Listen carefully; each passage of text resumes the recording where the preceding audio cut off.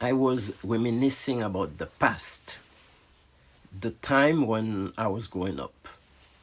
When I was growing up, my life was very simple, frugal, but it was filled with a sense of creativity, a sense of community, and a desire to exist, although life was hard. When I was growing up, we had very limited access to technology. As you can imagine, we had no tablet, no computers, okay, and no smartphone. Perhaps some of you had the same uh, experiences when growing up. Perhaps you had no video games, as I did not have exactly. Although we didn't have any video games or sophisticated games, we had to use our creative minds to entertain ourselves.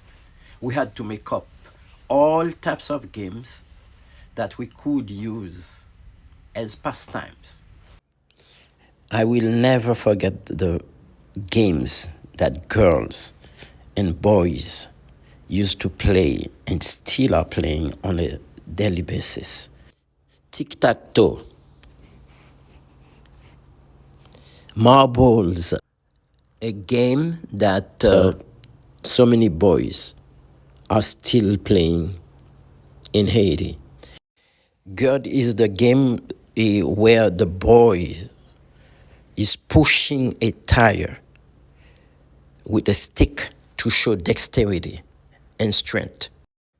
One other favorite is what we call oslets, played by almost all girls who live in Haiti. Circling is when girls are turning around in constant circles. Personally, as a young man, I did not have access to even soccer balls. To play soccer, my friends and I had to roll several socks together and turn them into balls. We would play soccer this way. One of my routines and that of some of my friends was to wake up in the morning, get breakfast when breakfast was available, and anticipated the time when we would sit down with our friends to talk about anything, including what we dreamed of becoming one day. My friends and I used to find joy in the simplest things that life could offer, some of which were, for example, sitting next to a radio set to listen to gospel music, to listen to local news, and to listen to what we used to call a chansonnette française. That's mean French love songs. Sitting with our friends was a source of comfort, of joy. We couldn't really wait for the morning to come so we could play, so we could talk, so we could invent all kind of games. So it was also a pleasure for us to be around adults, listening to them recounting Haitian folk tales, riddles, and other traditional tales. It was a pleasure and a joy for us to be around them. It was our duty to show respect to adults by taking their advice at heart and to even greet even those we didn't know.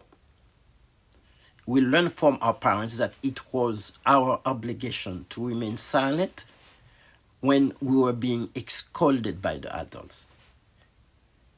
And we knew what it was to be hungry and in lack of vital things that we needed to survive. But despite those needs that couldn't be met, we avoided being what we call whiny individuals. We rely on higher education to become what we hoped to become. Because of a higher education, we hoped for a better future. Nothing was handed to us because we had to make sacrifices to get them.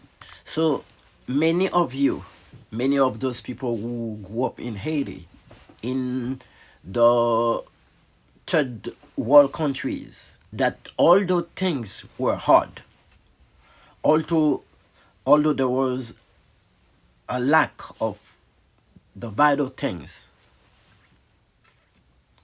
but those experiences made us strong, resilient, and ready to face any challenges that would come our way. We accepted the fact that life could be hard or that our lacks were persistent, but we were not ready to give up on life. So we can say that we were not ready to forget where we came from. We knew that we came from a developing country, but we refused to trade it for something else. Despite all challenges, instability, and despair that our country faces, it remains in our hearts and in our minds. We may not be facing the same hardships of the past years. Things might have changed for the better for many of us.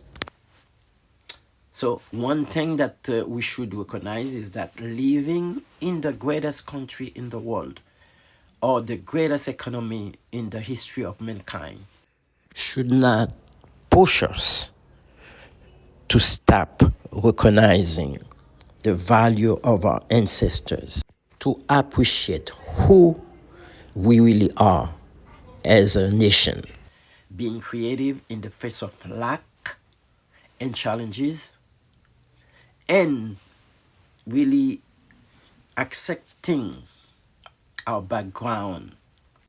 As you know, this is what makes our identity stands in the eyes of the world. I thank you for watching this short video, and I'll come back next Saturday on this channel with another video, another encouraging video that I think you will be able to use to your advantage. I'll see you next time. Don't forget to subscribe. Don't forget to share. Thank you. Oh, goodbye. To finish watching this video, I'm urging you to go to my YouTube channel, the Willy Delmas channel, to finish watching it and watch all the videos that we have on this channel. And don't forget to subscribe. Don't forget to share. Goodbye. I'll see you next time.